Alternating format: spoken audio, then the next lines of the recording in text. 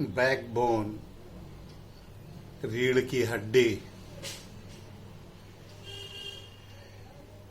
बहुत ही महत्वपूर्ण हिस्सा है शरीर का। तभी आपने वो कहावत सुनी होगी कि भैया उनकी तो रीढ़ की हड्डी ही टूट गई, या वो बिना रीढ़ के हैं वो। तो दोनों का ही अर्थ अलग होता है। अब ये रीढ़ की हड्डी जो है, इसके ऊपर पीछे की तरफ से जितनी रिब्स हैं वो सब आकर के इस पे सामने एक स्टर्नम नाम की हड्डी लटकी रहती है, उससे जुड़ी रहती है पूरी। और ये शरीर के अंदर जितना भी आपका बहुत इम्पोर्टेंट अंग है, दिल है, फेफड़ा है, इन सब पे सुरक्षा के लिए पूरा कवर किए रहती हैं। कि लीवर है आपका, तो ये सब इसी के अंदर कवर्ड रहता है पूरा, कि कहीं कोई धक्के से ये उस पर डैमेज ना हो जाए। और इनका पोषण करना और इनकी कसरत करना भी अत्यंत आवश्यक है उसके सपोर्ट के लिए। अब आपको कुछ उसके आसान तरीके बताते हैं कि जिससे कि आप उसको सपोर्ट दे सकते हैं। सबसे पहले कल मैंने आपको बताया था कि थोड़ा तिल का तेल ले लीजिए और इसको आप लगा लीजिए। यूँ तिल का तेल लीजिए आप, और इसको रीढ़ और पसलियों में लगा लीजिए। पसलियों में सामने ऐसे लगाइए, इस तरीके से हाथ से। पहले ये स्टर्नम का एरिया है, यहाँ पर जिस पे कि आगे लटकते हैं वहाँ पे लगाएं। और ये पसलियाँ यहाँ तक गई हैं, इन पे हल्का हल्का तेल लगा लीजिए।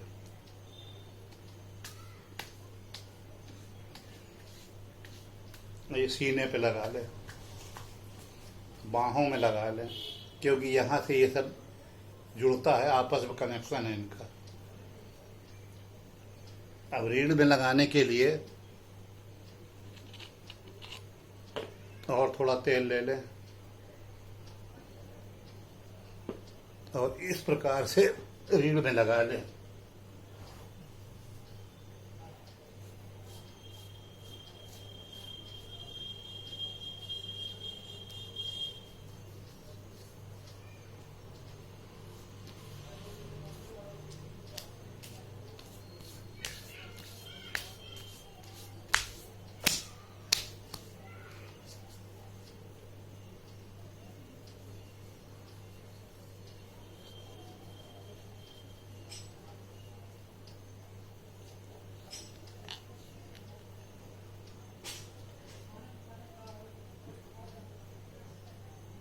एक ऐसा डंडा लीजिए, उससे इस प्रकार से नीचे से ऊपर तक इसको हल्के हल्के यूं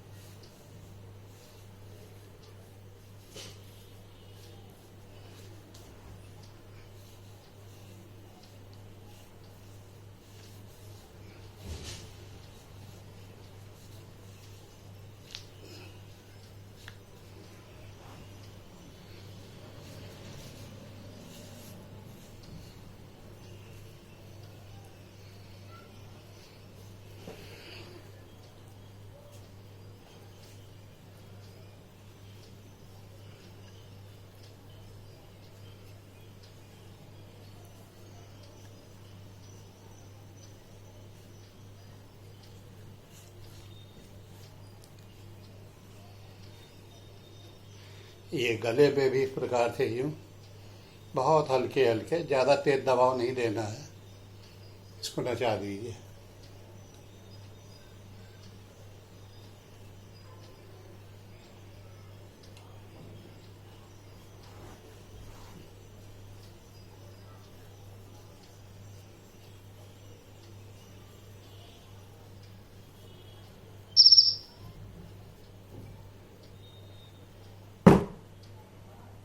ये एक लाठी लेनी इस प्रकार से, इसको यहाँ पे ऐसे दबाइए,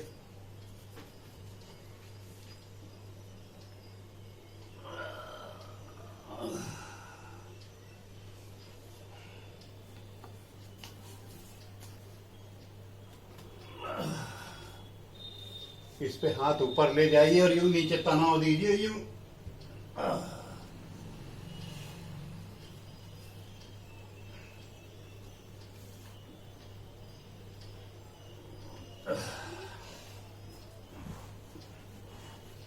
अब इसको सामने रख लीजिए, इस पे यूं तनाव दीजिए।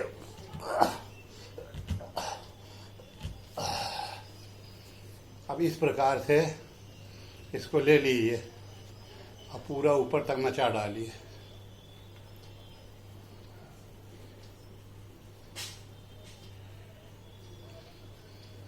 ये स्टर्नम की मालिश हो गई आपकी, रिब्स की मालिश हो गई और गले की भी हो गई, रीढ़ की हड्डी की भी हो गई।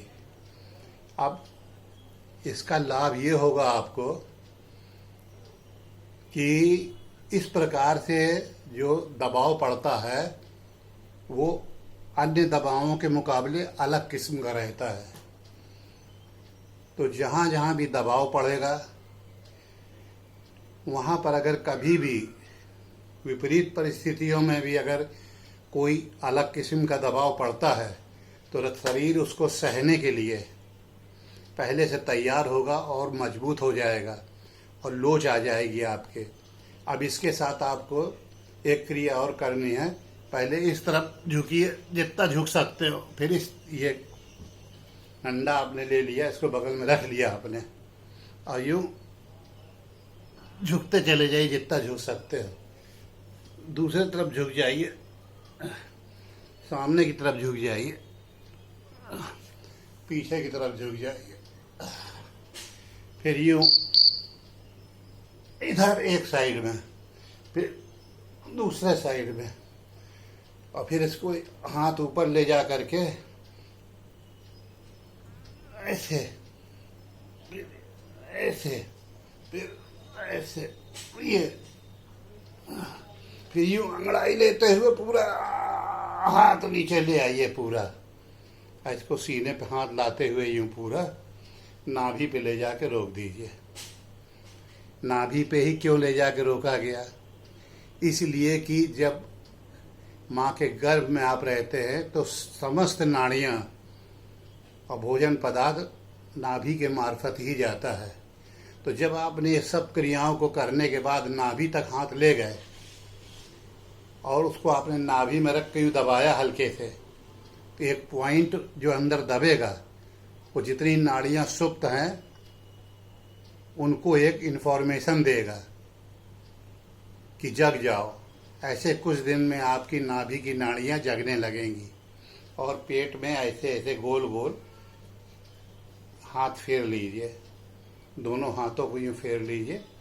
इसके बाद यूँ करते हुए आइए, यूँ सामने स्टर्नम है और यहाँ गले पर है, यहाँ नीचे इस ग्लैंड से लेते हुए यहाँ तक चले आइए और नाक के ऊपर से लेके यहाँ पे इस केंद्र पे ऐसे उंगली दबाइए आप, और फिर इसके बाद इसको वापस ले आइए यहाँ पर, इस केंद्र पे रोकिए, फिर ऊपर सर के ऊपर ले जाइए, यहाँ पे 2 बार हाथ यूँ फेरिए, इसके बाद यूँ कर लीजिए और ऐसी कल्पना कीजिए कि आकाश से तरंगें जो हैं, अदृश्य तरंगें ऊपर कपाल चक्र से होते हुए नीचे की ओर आपके आके भर रही है।